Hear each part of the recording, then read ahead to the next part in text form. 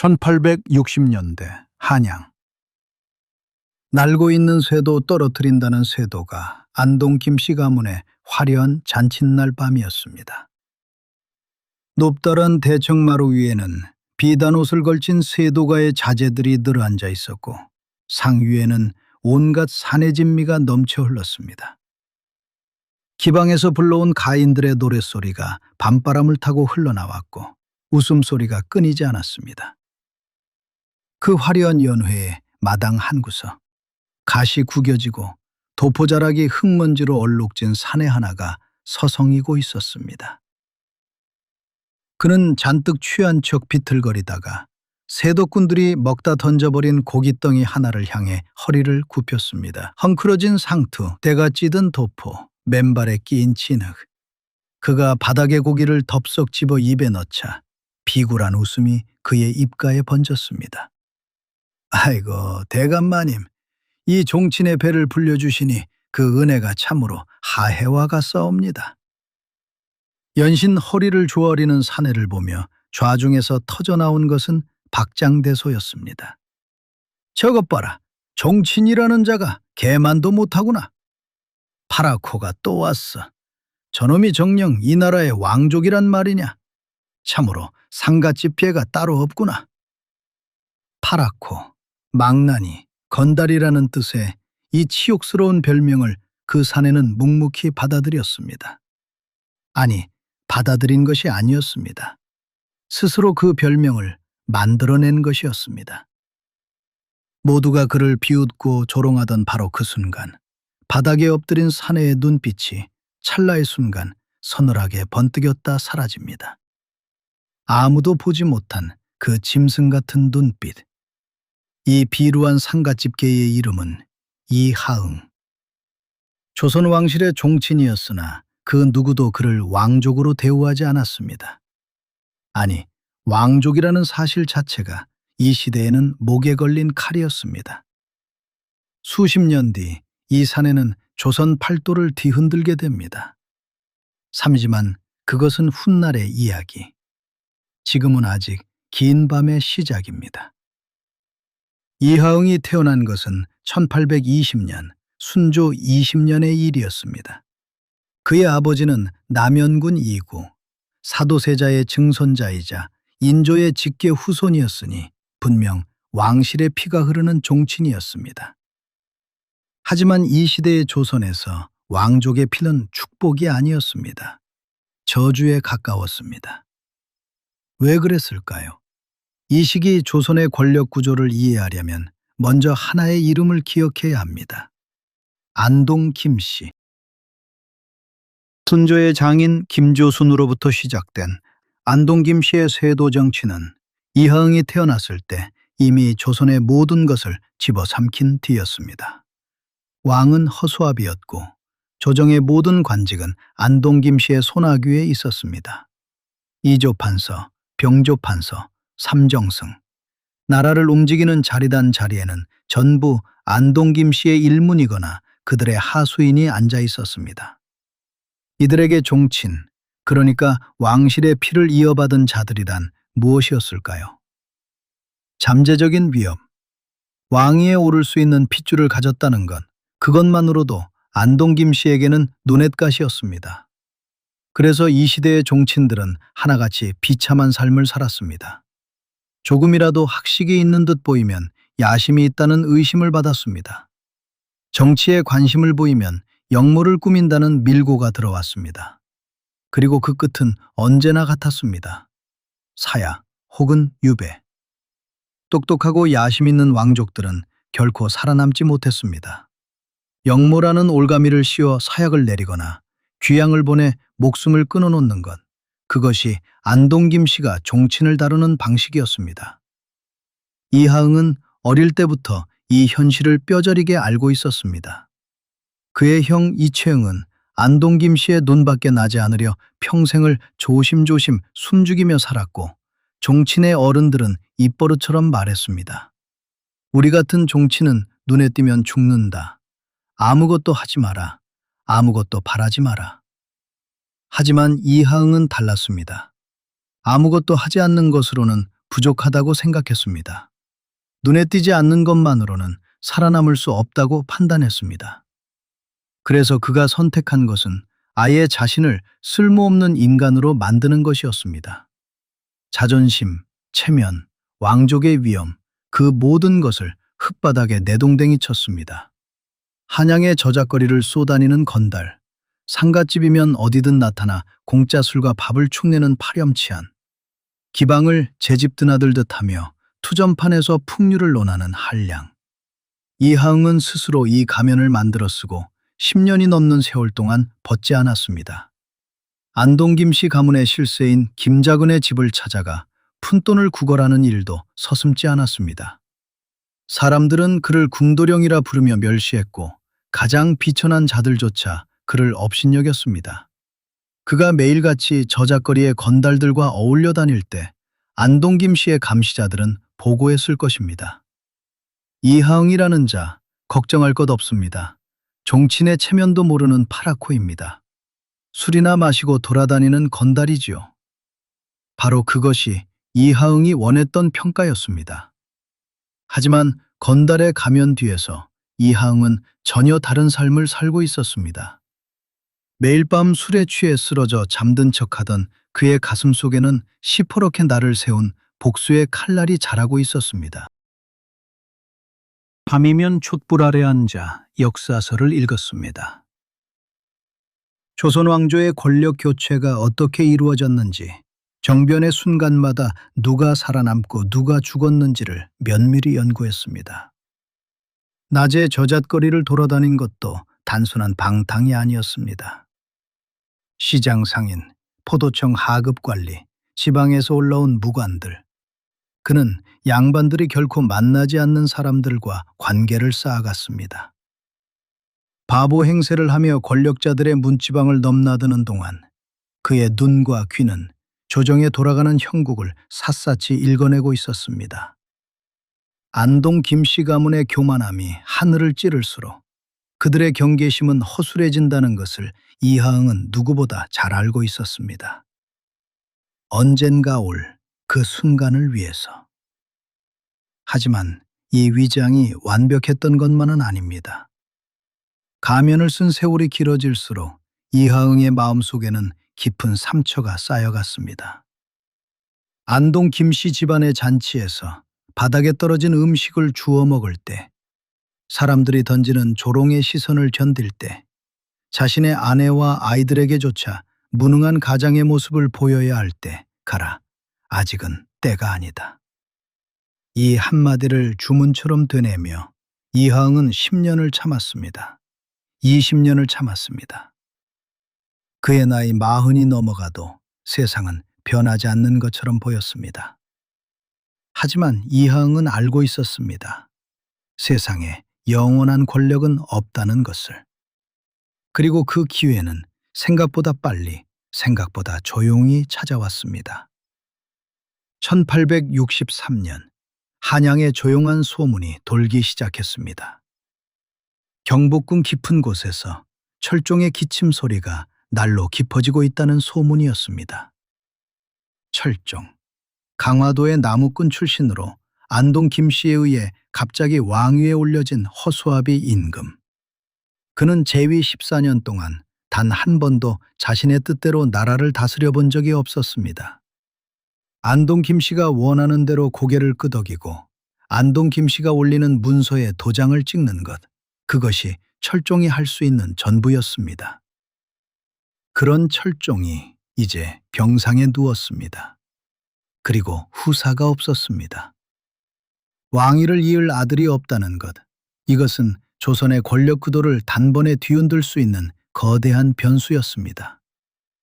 안동 김씨도 이 사실을 잘 알고 있었습니다.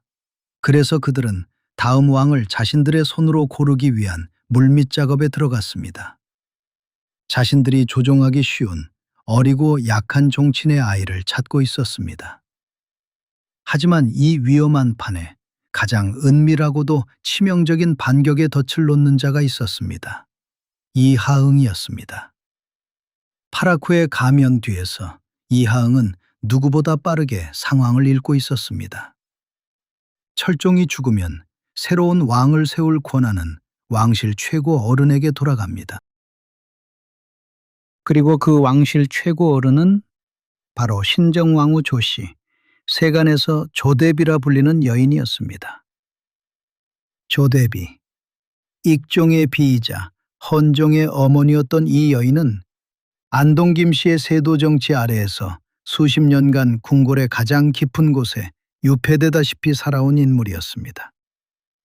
안동 김씨는 조대비를 철저히 무시했습니다.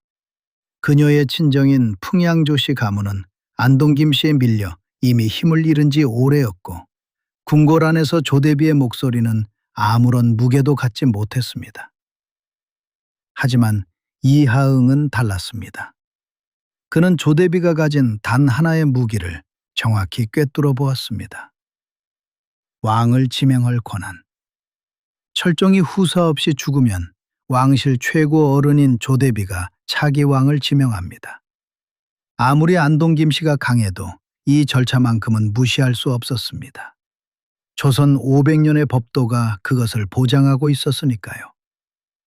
이하응은 조대비의 조카인 조성하와 은밀히 접선했습니다. 그리고 조성하를 통해 궁궐 깊은 곳에 칩거하던 조대비에게 한 장의 밀서를 보냈습니다. 도성의 문이 닫히고 모두가 잠든 시각, 이하응은 누구의 눈에도 띄지 않게 조대비가 머무는 궁궐의 처소를 찾았습니다. 낮에는 파라코로 살았지만 밤이 되면 조선의 운명을 건 은밀한 담판을 벌인 것입니다. 이하응이 조대비에게 한 제안은 명쾌했습니다. 대비마마, 제 둘째 아들 명복이를 마마의 양자로 입적시켜 주시옵소서. 그리하시면 마마께서는 차기 임금의 법적인 어머니가 되시어 수렴청정을 하실 수 있을 것입니다. 안동 김씨의 세상은 끝나게 됩니다. 마마의 가문을 다시 일으켜 세우실 유일한 기회이옵니다. 조대비에게 이것은 거부할 수 없는 제안이었습니다.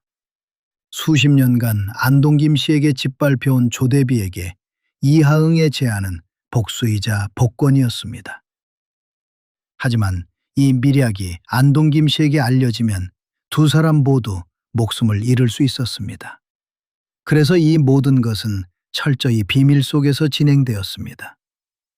이하응은 낮에 일부러 더 심하게 술을 마시고 더 크게 행패를 부리며 더 볼품없는 파라코 행세를 했습니다. 안동 김씨의 감시자들이 역시 저놈은 미친 건달이라며 관심을 끊도록 만들기 위해서였습니다. 가장 멍청한 바보 행세를 하던 그의 두뇌는 그 어떤 정치가보다 차갑고 비상하게 돌아가고 있었습니다. 안동 김씨들은 자기들끼리 권력을 나누는 데 취해 흙바닥을 기어다니던 상갓집 개가 호랑이의 발톱을 숨기고 다가오는 것을 꿈에도 알아채지 못했습니다. 그러는 사이 밤의 밀약은 착착 진행되었습니다. 이하응은 조대비와 함께 철종이 숨을 거두는 바로 그 순간을 위한 시나리오를 짰습니다. 모든 것이 단 하루, 아니 단 몇 시간 안에 결정되어야 했습니다. 철종이 죽는 순간부터 새 왕이 즉위하는 순간까지 안동 김씨가 개입할 틈을 주지 않아야 했습니다. 한치의 오차도 허용되지 않는 목숨을 건 도박. 그리고 마침내 그날이 왔습니다. 1863년 음력 12월 8일 매서운 겨울바람이 경복궁의 처마 끝을 핥히던 밤, 철종이 숨을 거두었습니다. 제위 14년 안동 김씨의 꼭두각시로 살았던 왕의 마지막은 쓸쓸했습니다. 침전에는 양냄새와 곡소리만이 뒤섞였고 내관들은 허둥대며 뛰어다녔습니다. 궁궐이 혼란에 빠진 바로 그 찰나의 순간 조대비가 움직였습니다. 철종의 사망이 공식적으로 확인되기가 무섭게 조대비는 옥새를 재빠르게 거둬들였습니다. 그리고 안동 김씨 일문이 미처 손을 쓰기도 전에 조정 대신들 앞에서 전격적으로 교지를 내렸습니다. 흥선군의 둘째 아들 명복을 나의 양자로 삼아 대통을 잊게 하겠노라. 조정에 있던 모든 대신들의 얼굴이 하얗게 질렸습니다. 명복이라니, 이하응의 아들이다니, 그 파랗고 그 미친 건달의 아들을 왕으로 세운다고? 안동 김씨의 수장 김좌근은 경악했을 것입니다. 하지만 이미 늦었습니다. 조선의 법도에 따라 왕실 최고 어른인 조대비가 내린 교지는 번복할 수 없었습니다. 아무리 안동 김씨의 권력이 하늘을 찔러도 500년 종묘사직의 법도를 뒤엎을 수는 없었습니다. 명복, 훗날의 고종은 이렇게 12살의 나이에 조선의 제26대 왕에 올랐습니다. 그리고 이하응은 흥선대원군이 되었습니다. 그날 밤 수십 년간 구겨진 갓을 쓰고 비굴한 웃음을 흘리던 이하응은 마침내 꼿꼿하게 허리를 폈습니다. 자신에게 먹다 남은 뼈다귀를 던져주며 조롱하던 안동 김씨 대신들을 내려다보는 그의 눈빛은 더 이상 꼬리를 흔드는 개의 것이 아니었습니다. 그것은 오랜 굶주림 끝에 먹잇감에 목줄을 물어뜯을 준비가 된 맹수의 눈빛이었습니다. 대원군은 조정에 모인 대신들을 둘러보며 천천히 입을 열었습니다. 나 흥선은 천리를 끌어다 지척으로 삼고 태산을 깎아 평지로 만들며 남대문을 3층으로 높이려 하는데 제 대감들의 뜻은 어떠하오? 종친을 우대하고 세도가들을 억누르며 남인을 기용하겠다는 서늘한 선전포고. 조선을 쥐락펴락하던 권력자들은 그 한마디 앞에 무릎을 꿇고 벌벌 떨어야만 했습니다. 그렇게 비루했던 상갓집 개는 조선 역사상 전무후무하게 왕이 아닌 신분으로 살아있는 최고의 권력자 대원 위대감이 되었습니다. 이하응이 권력을 잡은 첫날부터 조선은 뒤집어지기 시작했습니다. 가장 먼저 한 일은 안동 김씨의 숙청이었습니다. 수십 년간 조선을 농단했던 안동 김씨 일문의 핵심 인물들이 하나둘 관직에서 쫓겨났습니다. 은밀히 그러나 체계적으로. 대원군은 서두르지 않았습니다. 한꺼번에 들이치면 반발이 거셀 것을 알았기에 마치 바둑을 두듯 한 수 한 수 조용히 안동 김씨의 세력을 잘라냈습니다. 김저근은 관직을 잃었습니다. 김병기는 한직으로 밀려났습니다. 안동 김씨의 자제들이 차지하고 있던 요직에는 대원군이 선택한 인물들이 하나씩 채워졌습니다. 그리고 대원군은 더 깊은 변혁에 손을 뻗었습니다. 서원 철폐. 조선 전국에 수백 개에 달하던 서원. 이름은 유학을 가르치는 교육기관이었지만 그 실체는 양반 세도가들의 권력 기반이었습니다. 서원에 소속된 땅과 노비에는 세금이 부과되지 않았습니다. 군역도 면제받았습니다. 조선의 양반들은 서원이라는 이름 아래에서 백성의 고열을 빨아먹고 있었던 것입니다. 대원군은 전국 수백 개의 서원 중 단 47개만 남기고 나머지를 전부 철폐라는 명을 내렸습니다. 감히 서원을 건드리다니. 양반들의 반발은 거셌습니다. 전국에서 유생들이 상소를 올렸고 궁궐 앞에서 집단 시위를 벌이기도 했습니다. 수백 년간 누려온 특권을 하루아침에 빼앗기게 된 양반들의 분노는 하늘을 찔렀습니다. 대원군의 대답은 냉혹했습니다. 서원에서 병이 나면 나라가 망해도 좋단 말이냐? 그 한마디에 반대의 목소리는 사그라들었습니다. 대원군의 개혁은 거기서 멈추지 않았습니다. 호포법. 조선 500년 역사상 그 누구도 감히 건드리지 못한 양반 특권의 핵심을 정면으로 건드린 법이었습니다. 조선에서 군포, 그러니까 군역 대신 내는 세금은 오직 평민만 부담했습니다. 양반은 면제였습니다. 같은 나라에 살면서도 양반이라는 이유 하나만으로 세금을 한 푼도 내지 않는 것, 이것이 조선의 현실이었습니다. 대원군은 이 불공평한 관행을 단칼에 끊었습니다. 양반이든 상놈이든 이 나라의 백성이면 모두 세금을 내야 한다. 백성들은 환호했습니다. 수백 년간 양반들의 횡포에 시달려온 평민들에게 대원군은 구세주처럼 보였습니다. 하지만 양반들의 원한은 서원 철폐 때와는 비교도 할 수 없을 만큼 깊어졌습니다. 자신들의 존재 근거, 특권의 핵심을 건드린 것이니까요. 그리고 대원군은 자신의 가장 야심찬 프로젝트에 착수했습니다. 경복궁 중건. 임진왜란 때 불타버린 뒤 270년간 폐허로 방치되어 있던 경복궁을 다시 세우겠다는 것이었습니다. 이것은 단순한 건축 사업이 아니었습니다. 안동 김씨에게 빼앗겼던 왕실의 위엄을 되찾겠다는 선언이었습니다. 무너진 궁궐을 다시 세운다는 것은 무너진 왕권을 다시 세우겠다는 상징이었습니다. 하지만 경복궁 중건에는 천문학적인 비용이 필요했습니다. 원납전이라는 이름의 강제 기부금이 전국에서 거둬들여졌습니다. 양반이건 평민이건 가리지 않았습니다. 그리고 대원군은 한 가지 결정적인 실수를 저지릅니다. 당백전. 액면가 100문짜리 동전을 대량으로 주조하여 유통시킨 것이었습니다. 하지만 실제 가치는 5, 6문에 불과한 이 화폐가 시장에 쏟아지자 물가가 폭등했습니다. 쌀값은 하루가 다르게 치솟았고 시장은 혼란에 빠졌습니다. 서원 철폐 때 환호하던 백성들의 목소리가 달라지기 시작했습니다. 대원군이 나라를 살리는 건지 망치는 건지 모르겠다. 환호는 서서히 원망으로 바뀌어갔습니다. 대원군은 그것을 몰랐을까요? 아닙니다. 알고 있었을 것입니다. 하지만 그는 멈출 수 없었습니다. 권력이란 한 번 쥐면 놓기 어려운 것. 개혁이란 한 번 시작하면 끝까지 밀어붙여야 하는 것. 수십 년간 바닥에서 고기를 주워 먹으며 참고 또 참아서 손에 넣은 이 권력을 어찌 스스로 내려놓을 수 있겠습니까? 그것이 대원군이 믿은 신념이었습니다. 그리고 바로 그 신념이 훗날 그를 파멸로 이끌게 됩니다. 1873년 대원군이 권좌에 오른 지 정확히 10년이 되던 해 22살이 된 고종은 더 이상 아버지의 그늘 아래 있기를 거부했습니다.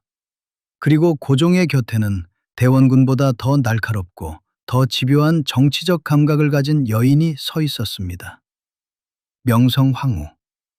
자신이 직접 간택하여 며느리로 삼은 그 여인, 외척의 뿌리가 없다고 안심하며 들인 가녀린 소녀가 훗날 자신의 목숨을 겨누는 가장 무서운 정적이 될 줄 그때의 대원군은 꿈에도 알지 못했을 것입니다. 며느리와 아들의 손에 의해 대원군은 권좌에서 밀려났습니다. 그 뒤의 이야기는 더욱 기구합니다. 이모군란으로 잠시 권력을 되찾았다가 청나라에 납치되어 텐진에 유폐되었고 돌아온 뒤에는 일본의 손에 의해 다시 한번 정치적 도구로 이용당했습니다. 그리고 1898년 78의 나이로 이하응은 조용히 눈을 감았습니다. 수십 년간 파라코의 가면을 쓰고 인내했던 사내, 마침내 조선을 뒤흔든 개혁가, 그가 권력을 쥔 시간은 고작 10년이었습니다. 죽음을 앞둔 노인의 뇌리에 어쩌면 한양 저작거리를 떠돌던 젊은 날의 자신이 스쳐갔을지도 모릅니다. 바닥에 떨어진 고기를 줍던 손, 조롱하는 시선을 견디며 악물었던 이, 밤마다 촛불 아래에서 읽던 역사서의 낡은 페이지들. 그 모든 인내의 세월이 가져다 준 것은 10년의 권력이었고 그 10년의 권력이 남긴 것은 끝없는 파란과 쓸쓸한 말년이었습니다. 우리가 아등바등 손에 쥐려 하는 그 많은 것들은 어쩌면 밤하늘에 흩어지는 구름처럼 덧없는 것인지도 모르겠습니다. 오늘 밤 이 이야기를 들으며 잠이 드시는 분들의 마음속에 드리운 무거운 지민이 있다면 역사라는 긴 강물 속에 가만히 뛰어보내시는 건 어떨까요? 부디 평안하고 고요한 밤 되시길 바랍니다. 밤의 낭독이었습니다.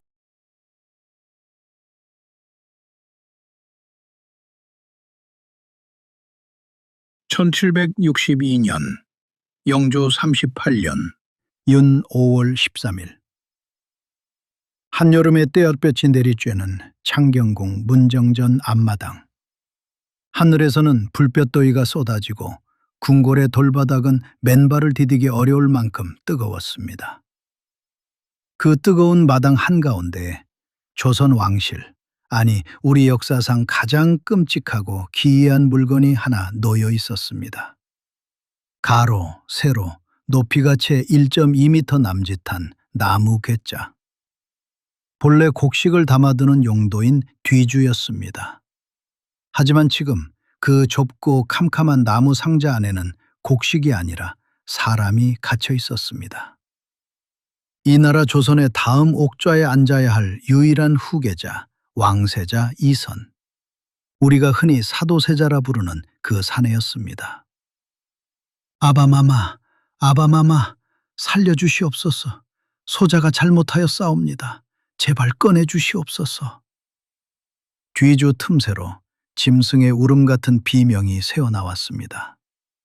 가시에 찔린 듯 날카롭고 물에 빠진 자처럼 절박한 목소리였습니다. 하지만 그 비명 앞을 가로막고 선 아버지, 조선의 제21대 왕 영조의 표정은 차디찬 얼음장이었습니다. 네 죄를 네가 알렸다. 이 상자 안에 들어가 조용히 자결하라. 아들이 뒤주 안에서 몸부림치며 살려달라 애원할 때 아버지는 직접 못을 가져와 그 나무 괴짝을 박아버렸습니다. 무거운 돌을 올리고 그 위에 풀을 덮어 비명이 밖으로 새어나가지 못하게 했습니다. 완벽한 왕이 되기를 강요받았던 아들, 그리고 아들이 완벽하지 못하면 차라리 죽여야만 했던 아버지. 도대체 이 부자에게는 무슨 일이 있었던 것일까요? 세자가 미쳐서? 역물을 꾀해서? 아니면 그것으로도 설명되지 않는 더 깊고 어두운 무언가가 있었던 것일까요? 오늘 밤 우리는 조선 역사상 가장 잔혹했던 그 8일간의 사투 속으로 문정전의 그 뜨겁고도 서늘했던 마당 한가운데로 걸어 들어가 봅니다. 이 비극의 씨앗을 이해하려면 먼저 아버지 영조라는 사람의 뼈저린 열등감을 들여다보아야 합니다. 영조는 조선의 21번째 왕이었습니다. 재위기간 52년, 조선 역사상 가장 오래 왕좌에 앉아 있었던 군주였습니다. 강평책을 펴서 둥당의 폐해를 줄이려 했고 준역법을 시행하여 백성의 세금 부담을 덜어주었으며 누구나 인정하는 명군이었습니다. 하지만 이 명군의 내면에는 평생을 짓누르는 하나의 콤플렉스가 있었습니다. 어머니. 영조의 어머니는 숙빈 최씨였습니다. 무술이 출신. 궁궐에서 물을 깃고 빨래를 하던 가장 낮은 신분의 궁녀였습니다. 숙종의 눈에 들어 스문을 입었고 아들을 낳았으나 그 아들이 왕이 되리라고는 아무도 예상하지 못했습니다. 왕위는 원래 영조의 것이 아니었습니다. 형인 경종이 먼저 즉위했고 영조는 연인군이라는 이름의 왕자에 불과했습니다. 그런데 경종이 재위 4년 만에 갑작스럽게 승하하면서 영조가 왕위에 올랐습니다. 그리고 그 순간부터 지독한 소문이 시작되었습니다. 영조가 형을 독살했다. 무수리의 아들이 형을 죽이고 왕위를 빼앗았다. 이 소문은 영조의 재위 기간 내내 그를 따라다녔습니다. 이인좌의 난 때는 반란군이 대놓고 외쳤습니다. 무수리의 자식이 어찌 왕위에 앉느냐. 영조는 이 소문에 미칠 듯이 괴로워했습니다. 실록에는 영조가 신하들 앞에서 내 어머니의 신분이 천하다 하여 나를 멸시하느냐라고 통곡한 기록이 여러 차례 남아 있습니다. 신하들 앞에서 울음을 터뜨린 적이 한두 번이 아니었고 내가 정녕 왕이 될 자격이 없다 말이냐라고 절규하기도 했습니다. 이 불안감은 영조를 지독한 완벽주의자로 만들었습니다. 그는 신하들 앞에서 결점을 보이지 않기 위해 미친 듯이 책을 읽었고 하루 3번의 경연을 단 하루도 거르지 않았습니다. 밥도 거칠게 먹고 옷도 검소하게 입었습니다. 자신을 끊임없이 채찍질해야만 옥좌를 지킬 수 있다고 믿었던 비운의 군주였습니다. 그런 영조의 나이 42. 이미 큰아들 효장세자를 일찍이 잃은 뒤 오랫동안 후사를 포기하다시피 했던 늙은 왕에게 기적처럼 아들이 태어났습니다. 1735년 후궁 영빈 이 씨가 아들을 낳았다는 소식에 영조는 환희에 찬 눈물을 흘렸다 합니다. 이 아이가 바로 사도세자 이선이었습니다. 영조의 기쁨은 이루 말할 수 없었습니다. 아들이 태어난 지 불과 100일 만에 세자의 호칭을 내리고 2살 때 이미 제왕의 학문을 가르치기 시작했습니다. 영조는 이 아들에게 자신의 모든 것을 투영했습니다. 나는 무수리의 아들이라는 조롱을 받았다. 하지만 내 아들은 다를 것이다. 이 아이는 완벽한 왕이 될 것이다. 누구도 흠잡을 수 없는 성군 중의 성군이 될 것이다. 영조의 사도세자에 대한 기대는 처음부터 보통의 아버지가 아들에게 거는 기대와는 차원이 달랐습니다. 그것은 아버지의 사랑이라기보다 자신의 콤플렉스를 아들을 통해 극복하려는 절박한 집착에 가까웠습니다. 그리고 어린 사도세자는 정말로 영조의 기대에 부응하는 듯 보였습니다. 기록에 따르면 세자는 2살 때 이미 글자를 알아보았고 3살에는 붓을 잡아 글씨를 썼습니다. 영조가 어린 세자에게 글을 가르치면 한 번 듣고 바로 외웠습니다. 5살이 되자 효경을 떼었고 8살에는 사서 삼경의 대의를 논할 수 있었습니다. 실록에는 이런 기록이 있습니다. 세자의 총명함이 비상하여 물리를 일찍이 터득하니 조정과 사림이 모두 탐복하였다. 영조는 이 총명한 아들이 너무나 자랑스러웠습니다. 신하들 앞에서 세자의 재주를 뽐내기를 좋아했고 이 아이가 장차 성군이 될 것이라고 공공연히 말하고 다녔습니다. 부자 간의 관계는 이때만 해도 따뜻했습니다. 영조는 세자를 무릎 위에 앉히고 세자는 아버지의 목소리에 기대어 잠이 들었습니다. 하지만 이 따뜻한 시간은 오래가지 못합니다. 영조는 아들을 사랑한 것이 아니었습니다. 정확히 말하면 아들 자체를 사랑한 것이 아니라 자신이 상상하는 완벽한 아들을 사랑한 것이었습니다. 그리고 현실의 아들이 그 상상과 어긋나기 시작했을 때 사랑은 실망으로, 실망은 분노로, 분노는 광기로 바뀌어갔습니다. 세자가 10살 무렵이 되면서부터 부자 관계에 미묘한 금이 가기 시작했습니다. 영조는 책벌레였지만 세자는 책보다는 무예를 좋아했습니다. 활을 쏘고 말 타는 것을 즐겼습니다. 총명했던 아이는 커가면서 아버지의 숨막히는 학구열을 견디지 못했습니다. 영조는 경연에서 세자에게 질문을 던지고 답이 마음에 들지 않으면 호통을 쳤습니다. 그것이 세자의 답이냐? 다시 대답하라. 세자가 틀린 대답을 한 것이 아니었습니다. 영조의 기대에 미치지 못했을 뿐이었습니다. 영조가 세자를 질책하면 세자는 더 위축되었습니다. 위축되니 더 실수했습니다. 실수하니 영조는 더 크게 질책했습니다. 기대, 실패, 질책, 위축, 더 큰 실패, 더 큰 질책. 이 고리는 끊어지지 않았습니다. 그리고 이 과정에서 가장 잔인했던 것은 영조가 세자를 다른 사람과 비교한 것이었습니다. 비교 대상은 일찍 세상을 떠난 큰아들 효장세자였습니다. 이미 죽은 아들, 기억 속에서 완벽하게 이상화된 아들. 네 형이 살아있었다면 이런 꼴은 보이지 않았을 것이다. 살아있는 아들은 영원히 죽은 아들을 이길 수 없습니다. 죽은 사람은 실수하지 않으니까요. 기억 속의 효장세자는 언제나 완벽했고 눈앞의 사도세자는 언제나 부족했습니다. 수많은 신하가 모인 조의 자리에서 영조는 세자에게 무안을 주고 꾸짖는 것을 서슴지 않았습니다. 너는 어찌하여 학문에 힘쓰지 않느냐? 네 꼴을 보아하니 조선의 앞날이 캄캄하구나. 수많은 신하 앞에서 아버지가 자신을 벌레 보듯 쳐다볼 때 어린 세자의 마음속에 어떤 감정이 싹떴을까요?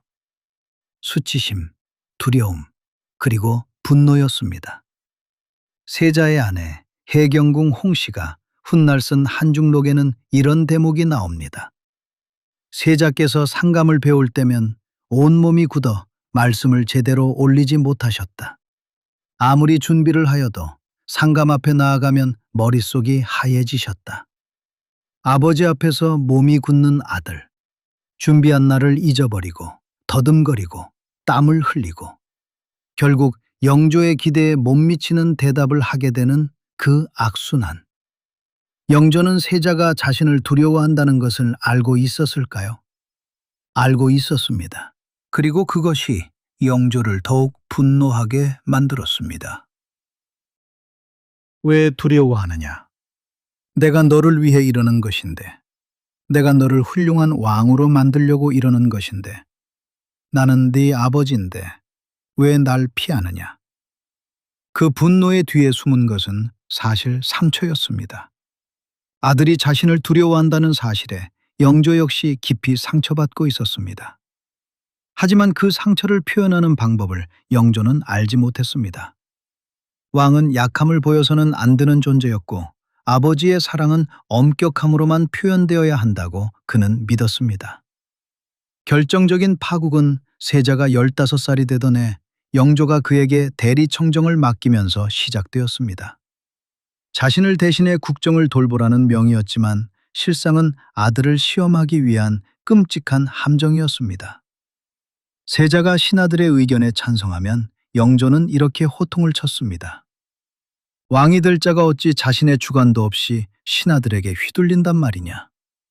반대로 세자가 자신의 의견을 강하게 밀어붙이면 이렇게 불호령을 내렸습니다.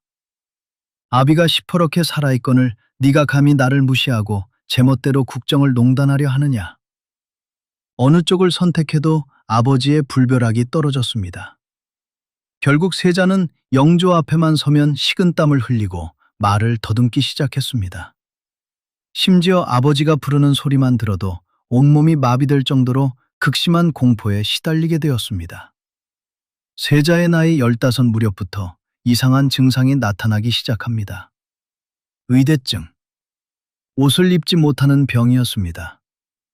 한중록의 기록은 이렇습니다. 세자께서 옷을 입으시려 하면 갑자기 온몸에 경련이 일어나시고 옷감을 만지시기만 해도 소리를 지르셨다.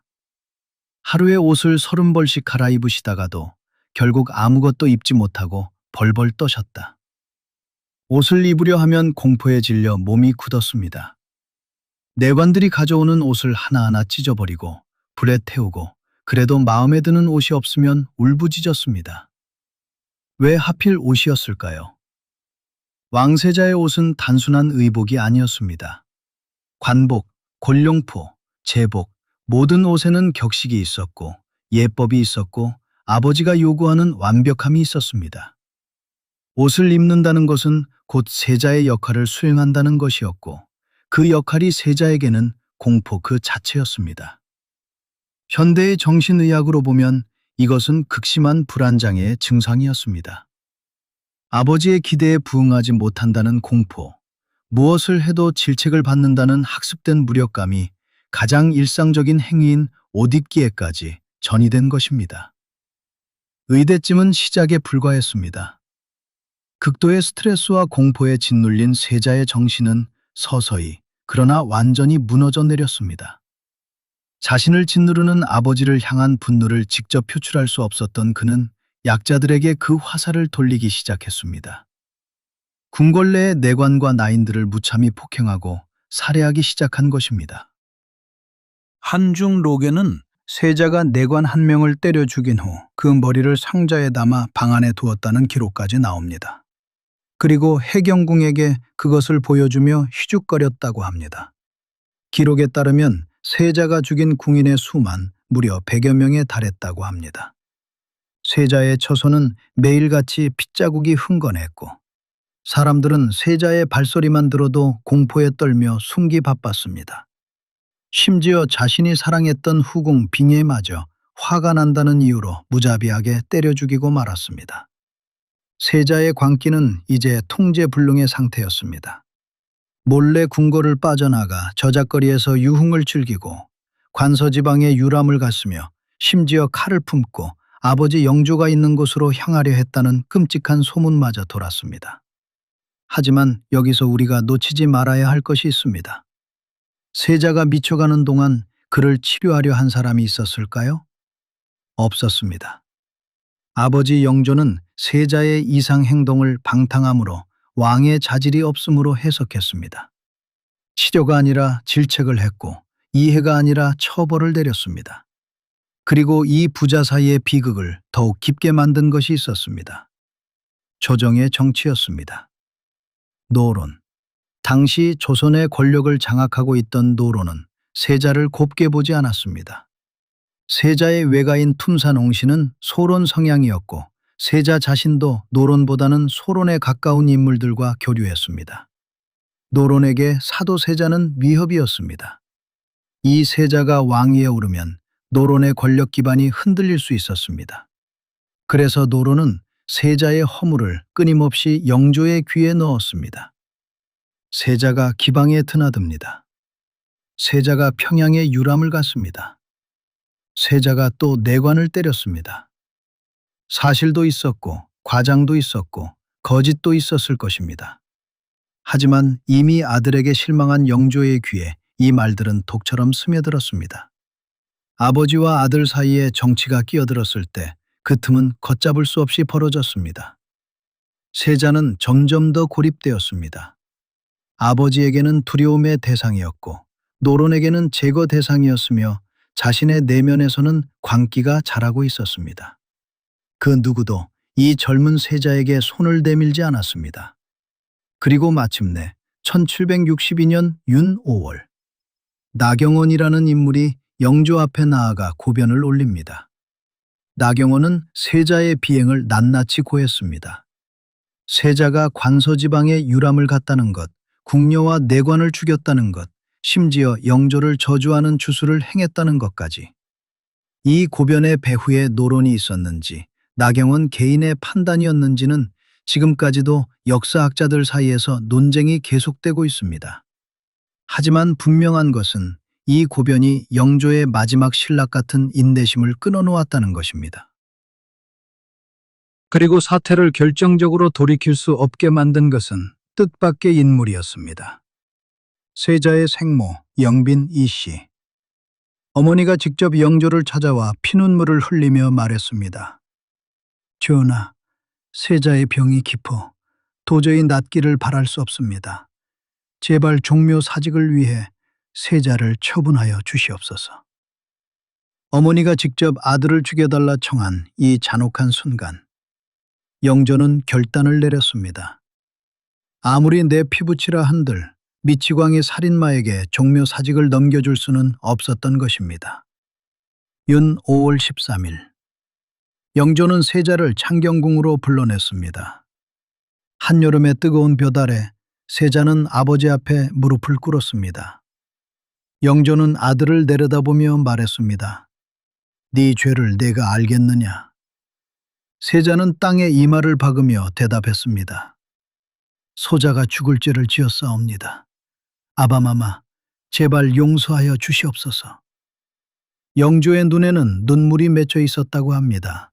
하지만 그 눈물 너머로 이미 결심은 서 있었습니다. 자결하라. 아버지가 아들에게 내린 명은 스스로 목숨을 끊으라는 것이었습니다. 세자는 울부짖으며 빌었습니다. 칼을 받아들었으나 차마 자결하지 못했습니다.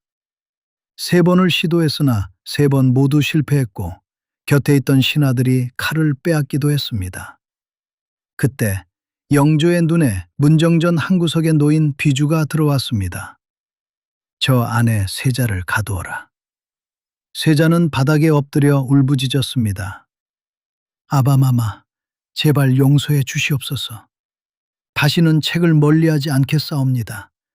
제발 저 좁고 어두운 곳에만은 가두지 마시옵소서. 영조는 끝내 세자를 밀어넣고 뚜껑을 닫았습니다. 28살의 세자가 뒤주 안으로 들어갔습니다. 뚜껑이 닫혔습니다. 못이 박혔습니다. 무거운 돌이 올려졌습니다. 그리고 뒤주 위에 풀을 쌓았습니다. 소리가 밖으로 새어나가지 못하게. 한여름의 뒤주 안, 밀폐된 나무 갯작 안의 온도는 가마솥처럼 끓어올랐을 것입니다. 숨을 쉴 때마다 산소가 줄어들었고 땀으로 옷이 젖었고 갈증으로 입술이 갈라졌을 것입니다. 물 한 모금, 밥 한 톨 주어지지 않은 채 세자는 그 안에서 자신의 소변을 받아 마시며 버텼습니다. 처음 며칠간은 살려달라는 애원과 저주가 섞인 비명이 궁궐을 울렸습니다. 아바마마, 아바마마, 소자가 잘못했사옵니다. 5일이 지나고 6일이 지나면서 그 소리는 점차 가쁜 숨소리로 그리고 이내 무서운 정막으로 변해갔습니다. 8일째 되던 날, 윤 5월 21일, 뒤주를 열었을 때 조선의 다음 왕이 될 뻔했던 사내 이선은 이미 형체를 알아보기 힘들 정도로 뒤틀린 시신이 되어 있었습니다. 인간의 의지로 설명되지 않는 시간이었습니다. 혹자는 뒤주의 틈새로 궁녀가 몰래 젖은 천을 넣어주었다고도 합니다. 혹자는 세자가 자신의 옷을 찢어 짜낸 땀을 마셨다고도 합니다. 어느 것이 사실인지는 알 수 없습니다. 세자의 숨이 멎었다는 보고를 받은 영조는 그제야 아들의 시신 곁으로 다가갔습니다. 수십 년간 아들을 짓누르던 차가운 분노는 사라지고 늙고 지친 아버지의 회한만이 남았습니다. 실록에는 이런 기록이 있습니다. 상이 통곡하시며 내 아들이 병이 있었던 것이지 역적은 아니었다 라고 하셨다. 이 한마디를 눈여겨봐야 합니다. 병이 있었던 것이지 역적은 아니었다. 영조는 알고 있었습니다. 아들이 미쳐가고 있다는 것을, 그것이 병이라는 것을 알면서도 죽였습니다. 왜? 많은 역사학자들이 이 질문에 여러 답을 내놓았습니다. 어떤 이는 영조가 왕권을 지키기 위한 정치적 결단을 내린 것이라 합니다. 세자의 비행이 더 커지면 왕실 전체가 위태로워지기 때문에 차라리 세자를 없애고 손자 정조를 세우는 것이 왕실을 보존하는 길이라고 판단했다는 것입니다. 어떤 이는 영조의 컴플렉스가 원인이라 합니다. 평생 자신의 정통성을 의심받아온 영조에게 문제가 있는 세자는 자신의 치부를 드러내는 존재였습니다. 무수리의 아들이 낳은 세자마저 이 모양이다 라는 조롱이 두려웠을 수 있습니다. 또 어떤 이는 영조가 아들을 정말로 죽이려 한 것은 아니었다고 합니다. 뒤주에 가두면 세자가 크게 뉘우치고 그것을 구실로 용서하려 했는데 예상보다 세자가 오래 버텼고 결국 구해줄 타이밍을 놓쳤다는 것입니다. 어느 것이 진실인지는 영조 본인 외에는 아무도 모릅니다. 다만 우리가 아는 것은 영조가 세자가 죽은 뒤 아들에게 내린 시호입니다. 사도, 생각할 사, 슬퍼할 도. 생각하면 슬프고 슬퍼하며 애도한다. 아들을 죽인 아버지가 그 아들에게 생각하면 슬프다는 이름을 지어준 것입니다. 사도. 이 두 글자 안에 영조의 모든 후회와 슬픔이 들어 있습니다. 죽이지 않을 수는 없었을까? 다른 방법은 없었을까? 진작에 아들의 병을 치료해 주었더라면, 그토록 가혹하게 몰아세우지 않았더라면, 기대를 낮추고 있는 그대로의 아들을 받아들였더라면. 하지만 모든 덜하면은 이미 늦은 뒤의 것이었습니다. 영조는 세자가 죽은 뒤에도 14년을 더 살았습니다. 83세까지 왕위에 있었습니다. 그 14년 동안 영조가 아들을 얼마나 생각했는지는 기록 곳곳에서 드러납니다. 실록에는 영조가 세자의 이름을 입에 올릴 때마다 눈물을 흘렸다는 기록이 있습니다. 그리고 손자 정조가 자라는 것을 보며 사도세자의 어린 시절을 떠올렸다는 기록도 있습니다. 정조, 사도세자의 아들이자 훗날 조선의 22번째 왕이 되는 정조는 어린 나이에 아버지가 뒤주에서 죽는 것을 목격했습니다. 11살의 소년이 자기 아버지가 뒤주에 갇혀 비명을 지르는 것을 들었습니다. 할아버지가 아버지를 죽이는 것을 지켜보았습니다. 그리고 이 소년은 25년 뒤 왕위에 올라 첫마디를 이렇게 시작합니다. 나는 사도세자의 아들이다. 이 한마디에 담긴 무게를 상상해 보십시오. 아버지를 죽인 할아버지의 뒤를 이어 왕이 된 사람이 즉위와 동시에 나는 당신들이 죽인 그 사람의 아들이다 라고 선언한 것입니다. 정조는 아버지를 죽음으로 내몬 세력에 둘러싸인 채 왕이 되었습니다. 노론이 조정을 장악하고 있었고 아버지의 죽음을 주도한 자들이 그의 신하로 앉아 있었습니다. 그럼에도 정조는 아버지의 명예를 회복하기 위해 평생을 바쳤습니다. 수원 화성을 지어 아버지의 묘를 옮기고 사도세자에게 장헌이라는 시호를 추서했습니다. 아버지가 미친 것이 아니라 정치에 의해 죽임을 당한 것이라는 사실을 역사에 남기고 싶었던 것입니다. 뒤주 속에서 아버지를 부르며 죽어간 세자의 아들이 왕위에 올라 아버지의 이름을 지켜준 것입니다. 사도세자의 비급은 단순히 미친 세자가 처벌받은 이야기가 아닙니다. 이것은 아버지와 아들의 이야기입니다. 아들에게 너무 많은 것을 기대한 아버지. 그 기대에 짓눌려 무너진 아들. 무너지는 아들을 구하지 못한, 아니 구하지 않은 아버지. 그리고 마침내 자기 손으로 아들을 죽이고 남은 생을 후회 속에 살아간 아버지. 영조는 명군이었습니다. 나라를 잘 다스린 왕이었습니다. 하지만 아버지로서는 처참하게 실패했습니다. 사도세자는 광인이었을 수 있습니다. 사람을 죽인 범죄자였을 수 있습니다. 하지만 그 광기에 씨앗을 뿌린 것은 다름 아닌 아버지였습니다. 그들 사이에 필요했던 것은 왕과 세자의 관계가 아니라 아버지와 아들의 관계였습니다. 질책이 아니라 이해였습니다. 기대가 아니라 수용이었습니다. 하지만 조선의 궁궐에서 왕과 세자가 그냥 아버지와 아들이 되는 것은 허락되지 않았습니다. 사랑이라는 이름으로 포장된 과도한 기대. 그것은 때론 칼날보다 더 깊게 사람의 영혼을 난도질합니다. 완벽해야만 인정받을 수 있다는 공포가 한 총명했던 아이를 미치광이로 만들고 끝내 어두운 나무 상자 안에서 숨을 거두게 했습니다. 그리고 그 상자의 뚜껑을 열고 나서야 아버지는 비로소 생각하면 슬프다는 이름을 지어주었습니다. 너무 늦게. 오늘 밤 여러분의 마음 한구석에도 혹시 누군가의 기대에 부응하느라 숨막혀 울고 있는 어린아이가 갇혀있지는 않은가요? 그 좁은 뒤주 속에서 벗어나 이제는 조금 불완전하더라도 편안하게 숨을 쉴 수 있기를 바랍니다. 무거운 역사 속 슬픔은 이 밤의 어둠 속에 가만히 묻어두시길 바랍니다. 부디 평안하고 고요한 밤 되시길 바랍니다. 밤의 낭독이었습니다.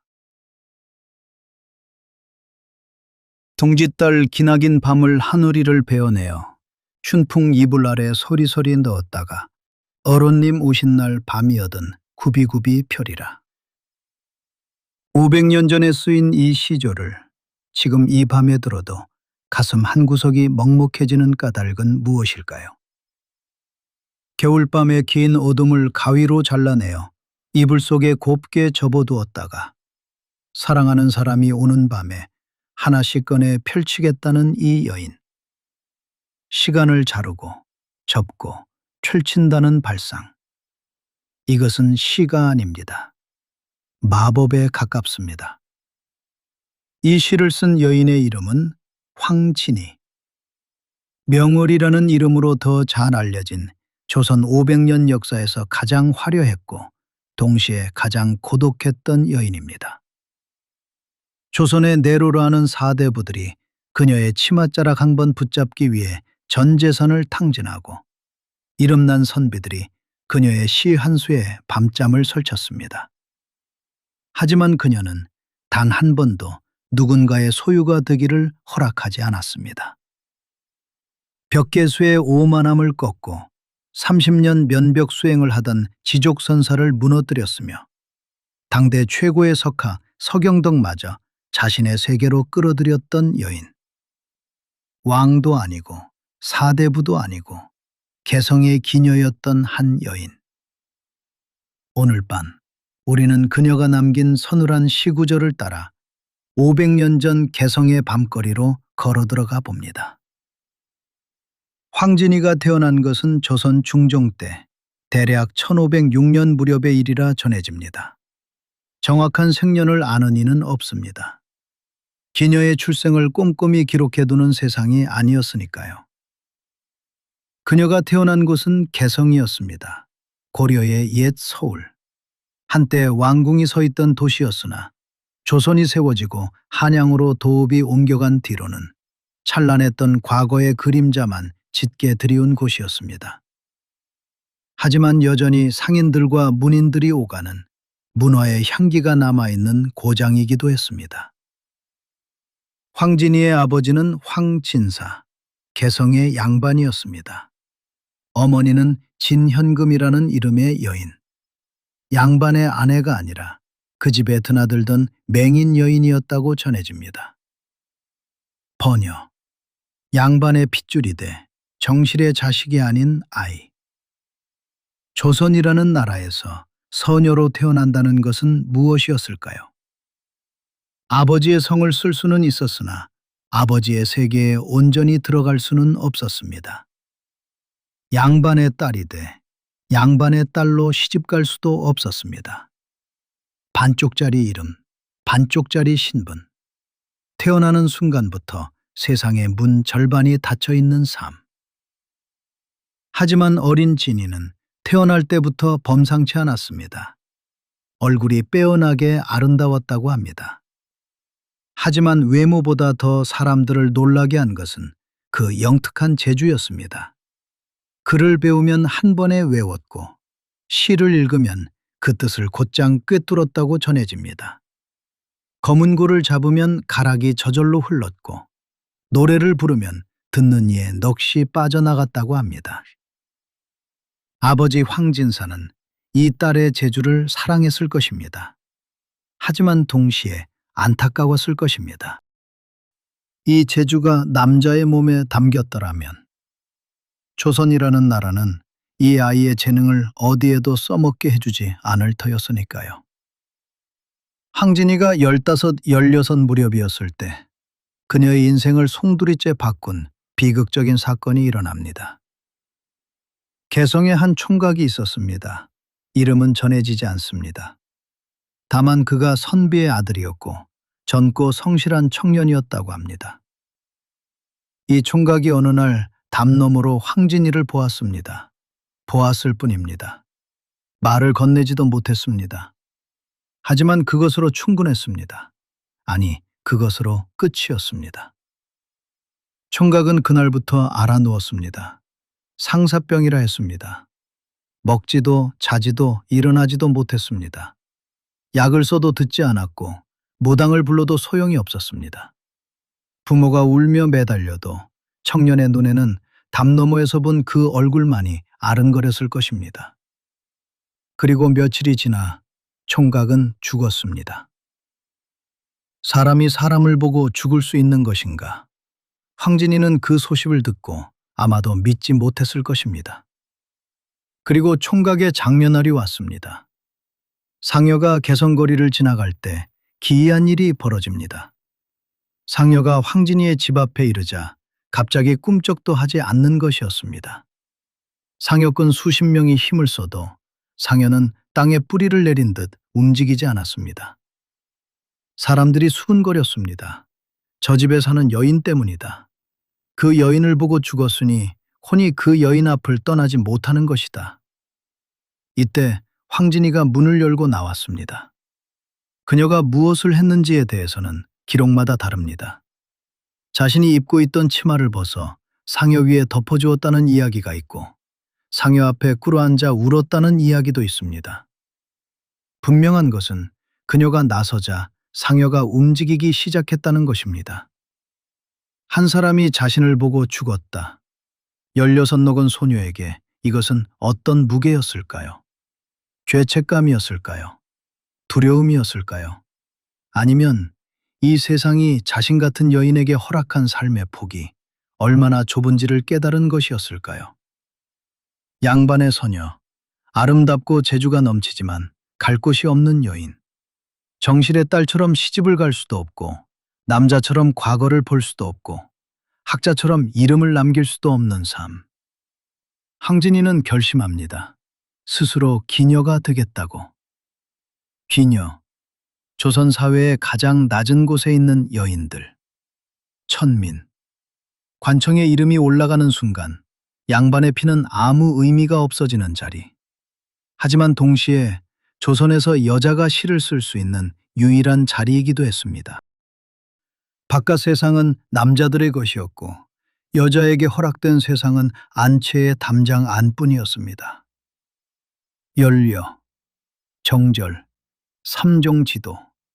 이 단어들이 여성의 삶 전체를 규정했습니다. 태어나면 아버지를 따르고, 시집가면 남편을 따르고, 남편이 죽으면 아들을 따르라. 평생 자기 자신의 이름으로 살 수 없는 삶. 하지만 기녀는 달랐습니다. 기녀는 시를 써야 했고, 노래를 불러야 했고, 검은 고를 타야 했습니다. 재주가 곧 생존이었기 때문입니다. 노래를 부를 수 있고, 악기를 연주할 수 있고, 시를 짓고, 학문을 논할 수 있는 역설적으로 가장 자유로운 자리. 가장 낮은 곳에 있었기에 가장 많은 것이 허락되었다는 기이한 구조. 하지만 그 자유에는 반드시 값이 따랐습니다. 기녀의 시는 아무리 뛰어나도 정식 문집에 실리지 않았습니다. 기녀의 학문은 아무리 깊어도 인정받지 못했습니다. 기녀의 사랑은 사랑이라 불리지 못했습니다. 항진이는 그 역설의 한가운데로 걸어 들어간 것입니다. 자신의 재능을 펼칠 수 있는 유일한 길이 신분의 가장 낮은 곳에 있었다는 것. 조선이라는 나라가 만들어낸 잔인한 모순이었습니다. 양반의 첩이 되어 뒷방노인이 되는 길 대신 스스로 명월이 되어 천하의 영웅호걸들을 발 아래 두는 길을 택한 것입니다. 항진이의 명성은 순식간에 개성을 넘어 조선 팔도로 퍼져나갔습니다. 그녀를 한 번이라도 보기 위해 송도로 몰려드는 사내들이 인산인해를 이루었습니다. 당대의 내로라 하는 문인과 선비들이 황진이를 만나기 위해 개성을 찾았고 그녀와 시 한 수 주고받는 것을 평생의 자랑으로 여겼습니다. 하지만 그녀는 아무나 만나지 않았습니다. 돈이 많다고 권력이 높다고 고개를 숙이는 법이 없었습니다. 항진이의 기명은 명월이었습니다. 밝은 달, 개성의 밝은 달. 그 무렵 조선의 문인 이사종이라는 사람이 있었습니다. 호가 벽계수, 스스로 절개가 붙다 자부하며 색에 빠지지 않는다, 여자에게 흔들리지 않는다, 이렇게 떠들고 다녔던 사람입니다. 사람들이 그를 부추겼습니다. 벽계수 나으리, 개성의 황진이라는 기녀가 있는데 그대라면 흔들리지 않겠지요? 이사종은 코웃음을 쳤습니다. 기녀 따위에게 흔들릴 내가 아니다. 진이는 그 오만한 남자를 무너뜨리기로 마음먹습니다. 어느 달 밝은 밤, 벽계수가 나귀를 타고 만수교를 지날 때였습니다. 어둠 속에서 은쟁반의 옥굿을 굴러가는 듯한 목소리가 들려왔습니다. 청상리 벽계수야, 수이 감을 자랑 마라. 일도 창해하면 다시 오기 어려우니 명월이 만공산하니 쉬어간들 어떠리. 푸른 산속의 맑은 시냇물아, 빨리 흐른다고 자랑하지 마라. 한번 바다로 가면 다시 돌아오기 어려우니. 밝은 달이 빈산에 가득한데 잠시 쉬어가는 게 어떻겠느냐. 벽계수라는 호를 가진 남자에게 명월이라는 기명을 가진 여인이 던진 시. 벽계수는 맑은 시냇물이면서 동시에 이사종 자신이고 명월은 밝은 달이면서 동시에 황진이 자신이었습니다. 시냇물아, 그리 급히 흘러가지 마라. 달빛이 이렇게 고운데 잠시 쉬어가면 어떻겠느냐. 이 유혹입니까? 아니면 예술입니까? 자연물에 사람의 이름을 겹치고 풍경 속에 유혹을 숨기고 아름다운 문장 안에 날카로운 퉁자를 심어놓는 재주. 이것이 황진이의 무기였습니다. 칼이 아니라 붓이었고 권력이 아니라 시였습니다. 결과는 어떠했을까요? 운기로 소문난 벽계수 이사종은 그 자리에서 나기 위해서 떨어지고 말았습니다. 천하의 종친을 말 위에서 떨어뜨린 이 사건은 조선 전역에 퍼졌고 사람들은 웃으며 말했습니다. 벽계수가 명월에게 졌다고. 맑은 시냇물이 밝은 달빛에 붙잡혔다고. 하지만 이 이야기에서 정말 주목해야 할 것은 이사종이 넘어졌다는 사실이 아닙니다. 황진이가 시 한 수로 한 사람의 허세를 벗겨냈다는 것입니다. 황진이는 단순한 기생을 넘어 예술의 정점에 선 여인으로 각인되었습니다. 그리고 또 하나의 이야기, 지족선사 이야기.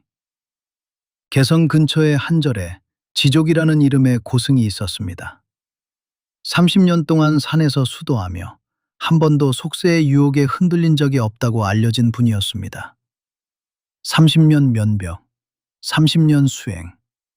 조선 팔도에서 그의 도력을 모르는 사람이 없었습니다. 황진이가 이 소문을 들었습니다. 그리고 생각했습니다.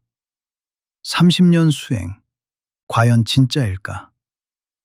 황진이는 지족선사가 머무는 절을 찾아갔습니다. 어떻게 만났는지, 무슨 말을 나누었는지 기록마다 다릅니다. 어떤 야사에서는 황진이가 비오는 밤 흠뻑 젖은 몸으로 지족선사의 초막을 찾아가 하룻밤 묵기를 청했다고 합니다. 또 어떤 기록에서는 그녀가 절 아래 마을에서 날마다 검은고를 타며 노래를 불러 그 소리가 산을 타고 올라가 선사의 귓가에 스며들었다고 합니다. 다만 결과만은 동일합니다. 지족선사는 30년 수행을 이뤘습니다. 파괴. 30년의 정진이 한 여인 앞에서 무너졌습니다. 사람들은 이 이야기를 흥미로운 일화로 전합니다. 황진이의 미색이 얼마나 대단했으면 30년 수행한 고승마저 무너뜨렸겠느냐고. 하지만 조금 더 깊이 들여다보면 이 이야기에는 다른 결이 있습니다. 황진이가 지족선사를 시험한 것은 단순한 유희가 아니었을지도 모릅니다. 황진이는 평생 그 경계를 시험한 사람이었습니다. 입으로는 절개를 말하면서 속으로는 욕망에 들끓는 선비들, 도를 닦았다 하면서 세상의 칭찬에 목마른 수행자들, 학문을 논하면서 기녀를 사고 파는 양반들. 황진이의 시와 행동은 그 위선의 껍데기를 벗기는 칼날이었습니다. 그리고 그 칼날은 자기 자신에게도 향해 있었을 것입니다. 수많은 남자를 무너뜨린 황진이었지만 그녀가 진심으로 존경하고 따랐던 남자는 따로 있었습니다. 바로 당대 최고의 도학자 화담 서경덕입니다. 벼슬을 마다하고 개성 화담에 머물며 학문에만 몰두한 진정한 선비, 이황과 이의에게까지 영향을 미친 대학자. 진이는 서경덕의 높은 학문과 인품을 시험해보고 싶었습니다. 벽개슬처럼 허세를 부리는 자도 아니었고 지족선사처럼 세상의 칭찬에 기대어 사는 수행자도 아니었습니다. 서경덕은 달랐습니다. 어느 비오는 밤 그녀는 흠뻑 젖은 몸으로 서경덕의 초막을 찾아갔습니다.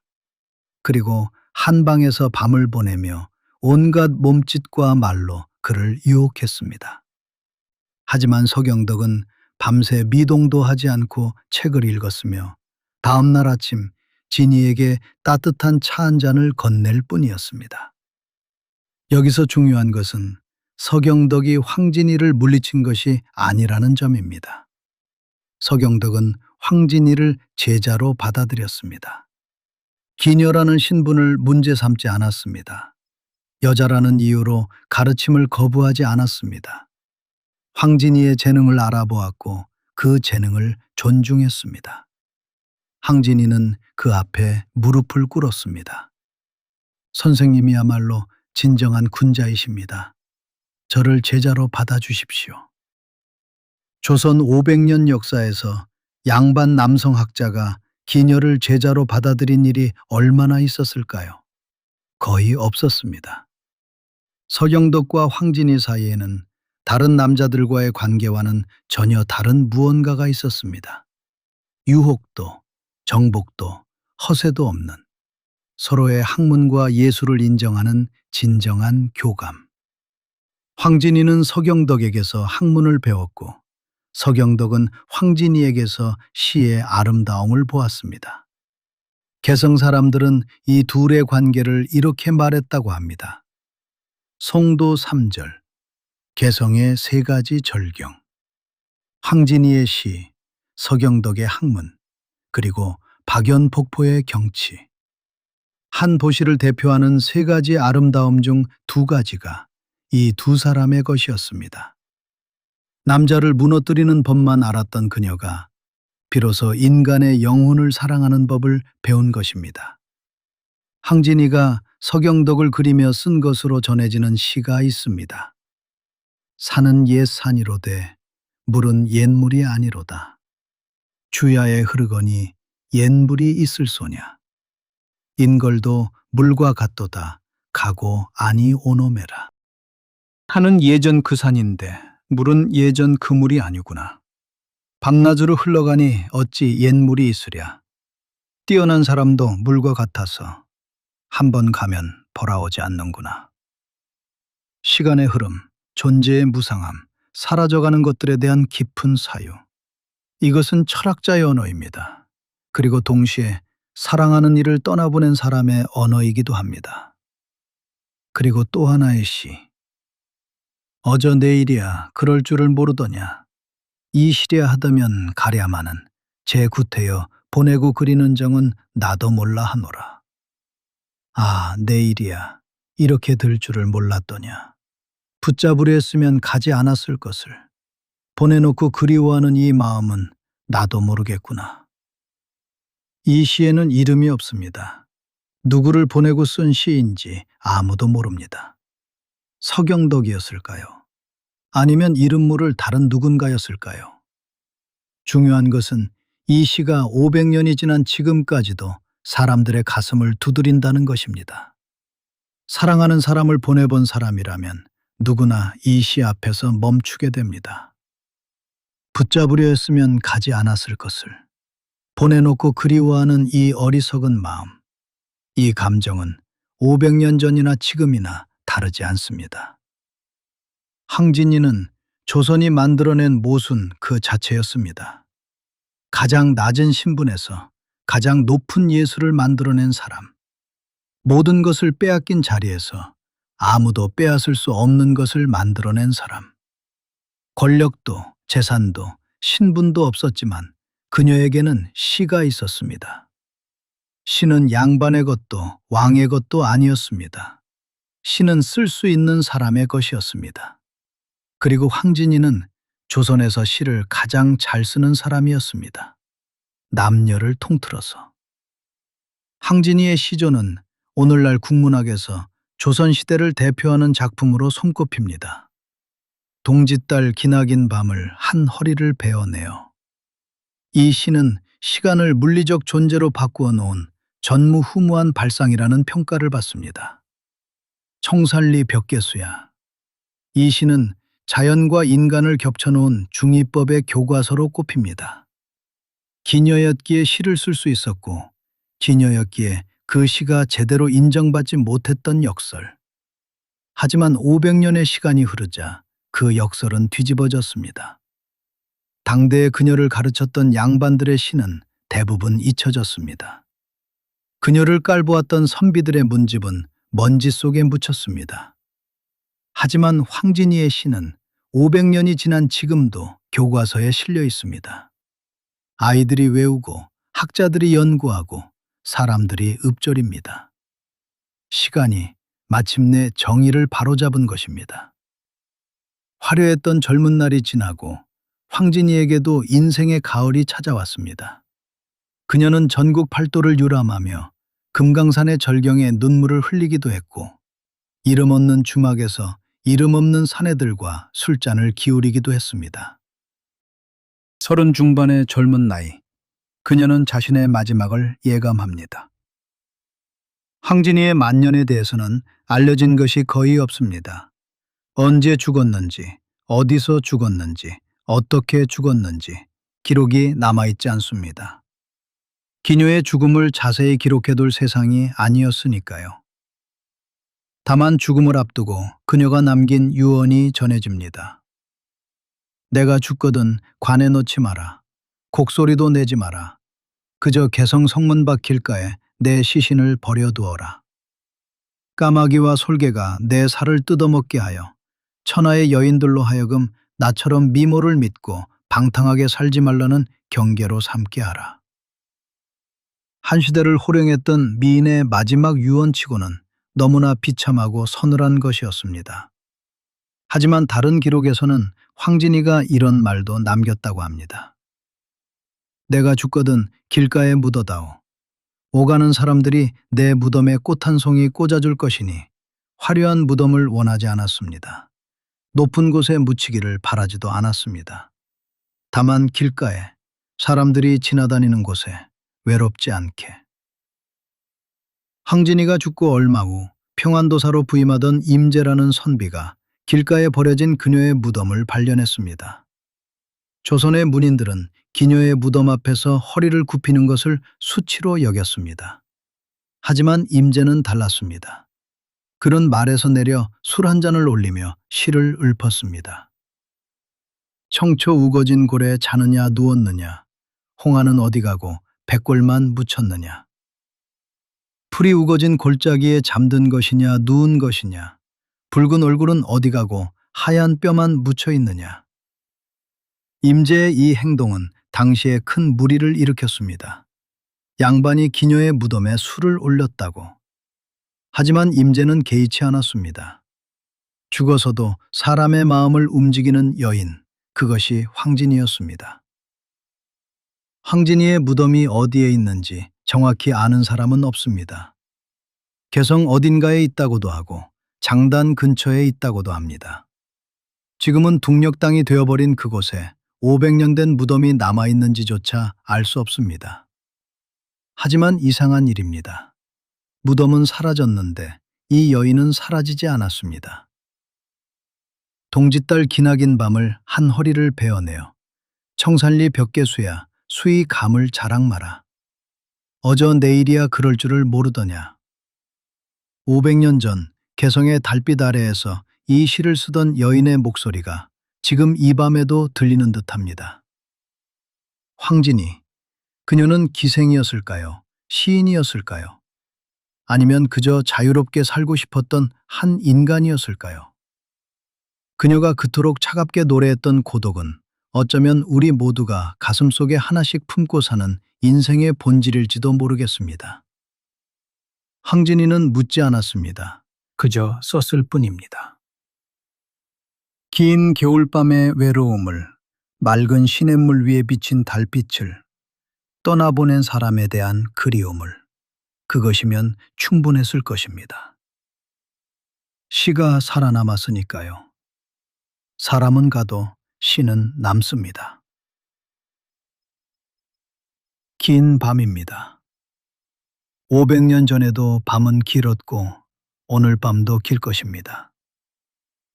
오늘 밤 창밖에 달빛이 유난히 밝다면 500년 전 그 여인이 탔던 검은고 선율을 떠올려 보십시오. 황진이가 베어낸 겨울밤의 한 허리가 오늘 밤 당신의 이불 속에서 포근하게 펼쳐지길 바랍니다.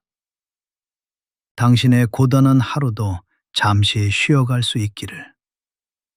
부디 평안하고 고요한 밤 되시길 바랍니다. 밤의 낭독이었습니다.